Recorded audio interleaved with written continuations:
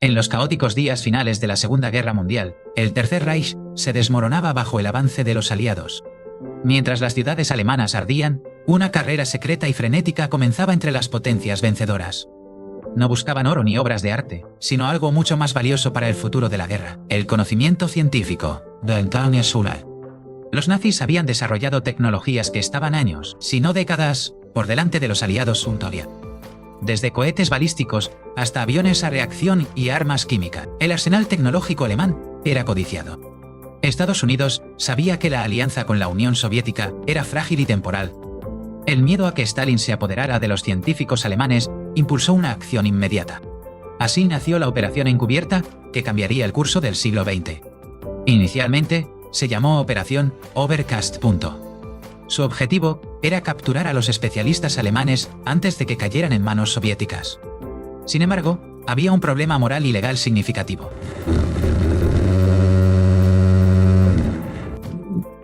El presidente Harry Truman había ordenado expresamente que no se reclutara a nazis activos.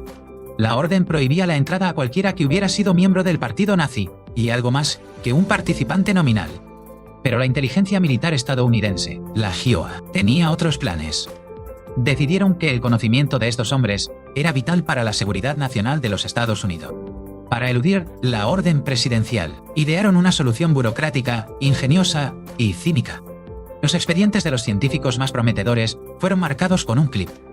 Esto indicaba a los oficiales que debían limpiar sus antecedentes. De este pequeño objeto de oficina surgió el nuevo nombre: Operación Paperclip. Uno a uno, los registros incriminatorios fueron alterados o destruidos. Hombres que habían utilizado mano de obra esclava se convirtieron repentinamente en científicos apolíticos. El premio mayor de esta colección humana era Wernher von Braun. Von Braun era el cerebro detrás del cohete EV-2, el arma de la venganza de Hitler.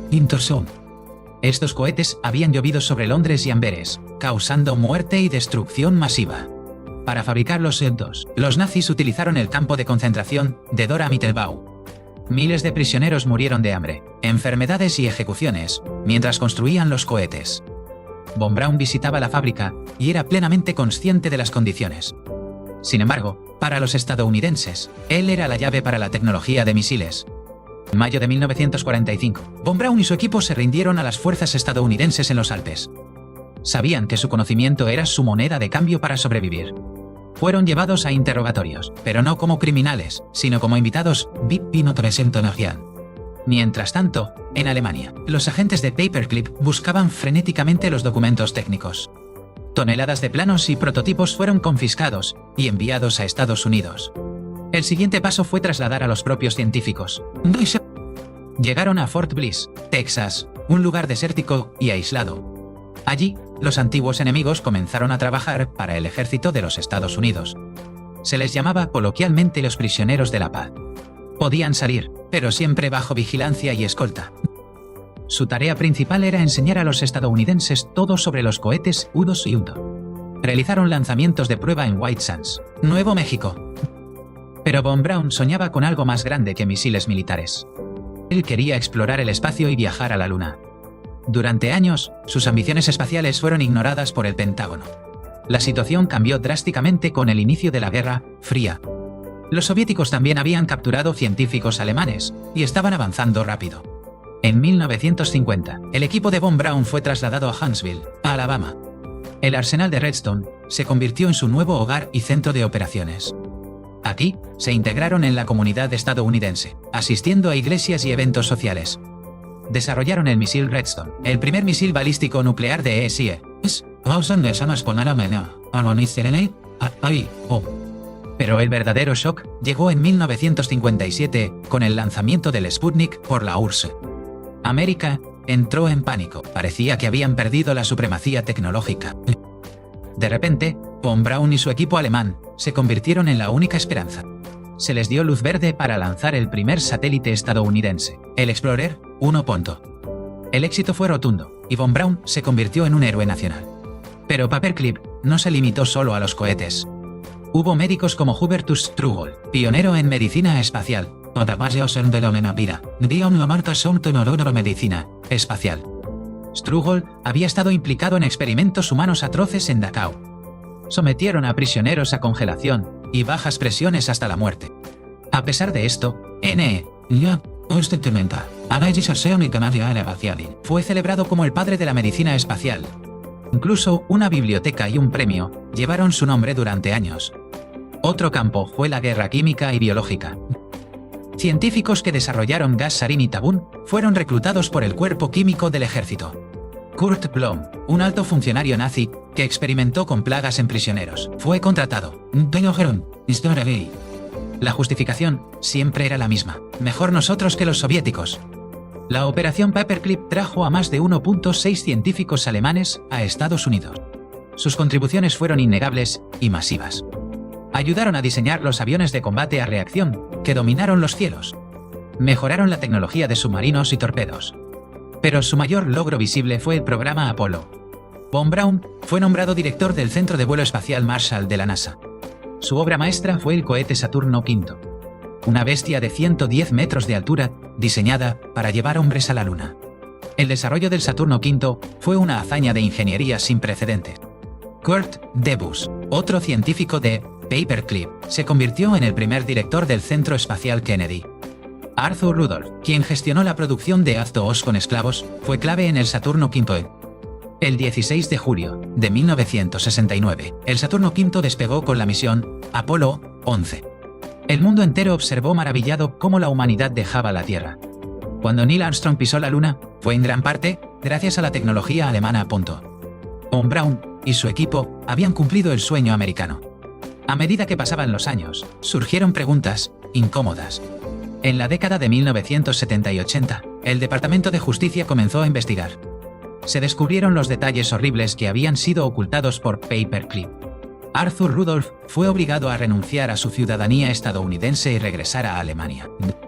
Fue para evitar un juicio por crímenes de guerra. La reputación de Hubertus Strugol también fue destruida póstumamente. El legado de Von Braun sigue siendo objeto de un intenso debate.